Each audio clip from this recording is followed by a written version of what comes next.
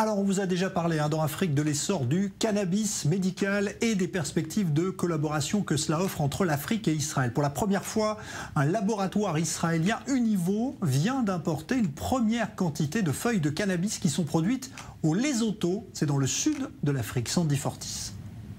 Importer des fleurs de cannabis depuis le Lesotho, c'est la dernière idée d'un grand laboratoire pharmaceutique israélien.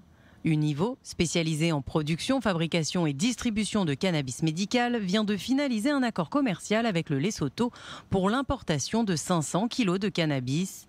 Des fleurs de cannabis qui permettent de produire de la THC de grande qualité. Objectif, obtenir la certification de ces produits à la norme européenne EU-GMP. Univo produit son propre cannabis en partenariat avec Amit Farm, une ferme de 15 000 m² située dans le sud du pays. Ce nouvel accord avec le Lesotho pourrait leur permettre de se développer au-delà des frontières israéliennes. L'importation en provenance du Lesotho fait partie de la stratégie commerciale d'Univo, visant à établir une infrastructure internationale pour l'importation et l'exportation de produits de cannabis médical standard GMP vers et depuis Israël. Univo va donc importer du cannabis médical standard séché du Lesotho. Le laboratoire achèvera ensuite la fabrication de ces produits finaux qui seront distribués en exclusivité dans les pharmacies du marché israélien.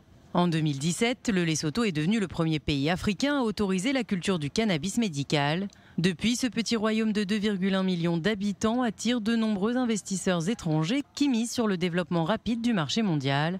Marché estimé aujourd'hui à 135 milliards d'euros et qui pourrait atteindre plus de 230 milliards d'ici une dizaine d'années.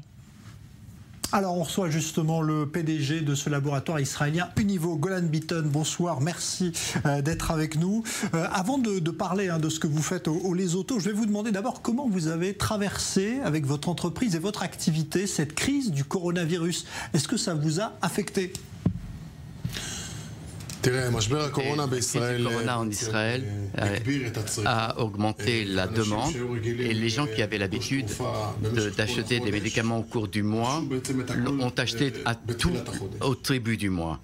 Et ça a augmenté la production et la demande de nos produits, même pour calmer les gens et même pour faire face à la crise. Ce médicament était très demandé et nous avons donc augmenté notre activité, notre travail et notre production. Nous sommes les seuls aujourd'hui qui embauchons des gens.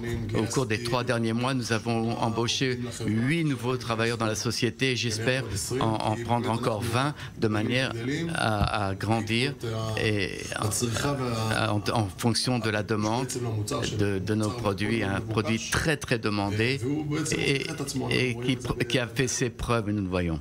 Alors justement, on vient de voir ce que vous faites au Lesotho. Alors expliquez-nous comment vous avez eu l'idée, parce qu'on sait que c'est un pays qui se lance aussi dans cette production de cannabis médical. Comment est-ce que vous êtes arrivé à produire du cannabis au Lesotho ? Écoutez, nous connaissions cette société qui est très bonne dans cette entreprise, dans cette industrie, et nous avons fait tout le processus. Nous étions les premiers à installer des commerces avec les autos. Nous étions les premiers à arriver sur le terrain. Et quand ils se sont adressés à nous, nous avons regardé l'Afrique et il y avait de grosses sociétés qui ont tenté d'entrer sur le marché, mais ils n'arrivaient pas à exporter. Alors nous avons en fait trouvé les moyens avec notre personnel en Afrique et en Israël d'obtenir les autorisations et nous sommes la seule société du monde à importer du cannabis d'Afrique. Même de grosses sociétés n'ont pas obtenu les autorisations. Et nous avons réussi, nous savons le faire de façon correcte et quand il le faut, par les moyens, quand y arriver, nous avons réussi. Qu'est-ce qu'il a de particulier ce cannabis produit au Lesotho? Il y a là-bas des conditions climatiques qui sont parfaites pour la production? Il y a des conditions de production qui doivent être conformes aux réglementations, mais avec des protocoles très très précis.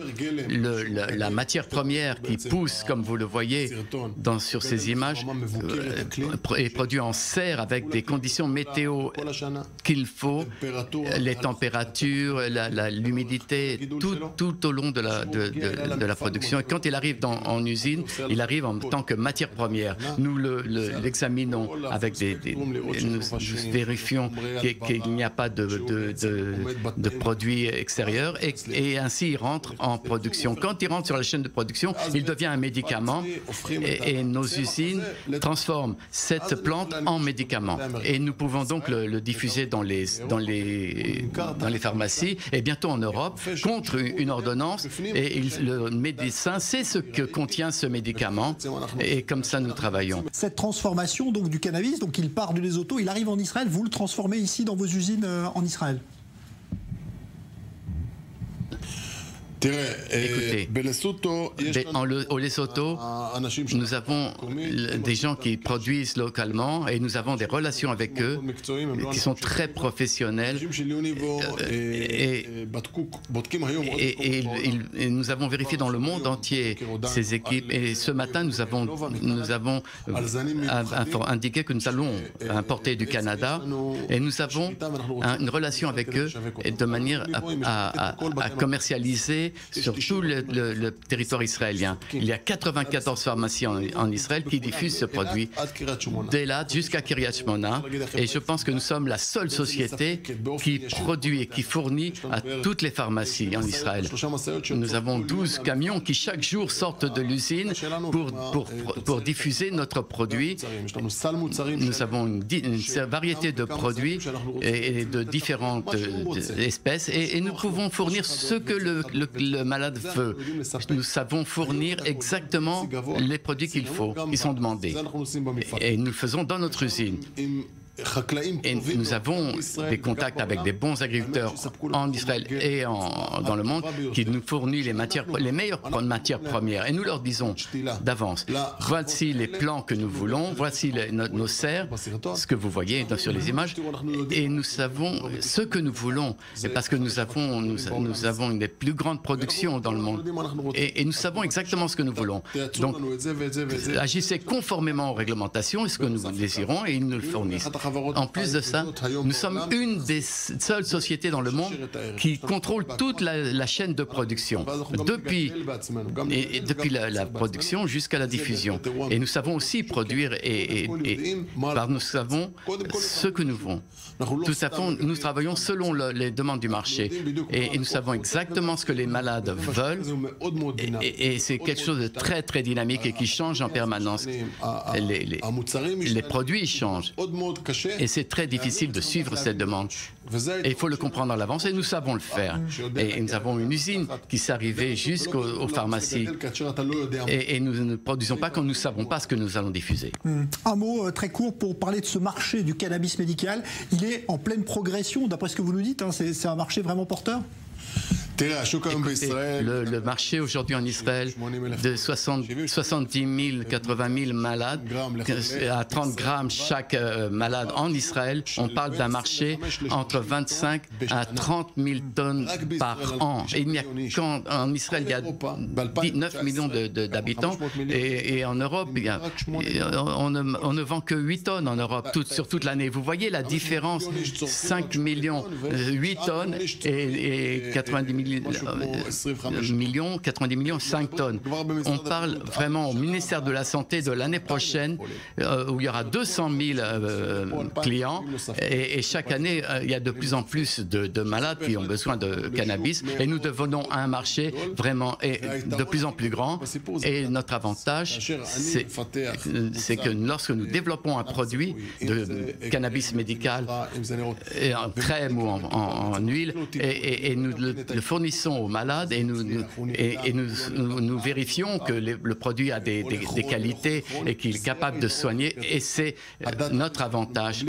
Eh ben voilà, c'est un marché extrêmement porteur. En tout cas, merci d'être venu nous exposer tout cela, parce que c'est tout à fait nouveau. Et on découvre donc cette nouvelle relation aussi entre Israël et l'Afrique. Merci Golan Bitton. Je rappelle que vous êtes donc le PDG de Univo, ce laboratoire israélien. Merci à Maurice Ifergan pour la traduction. Merci à vous.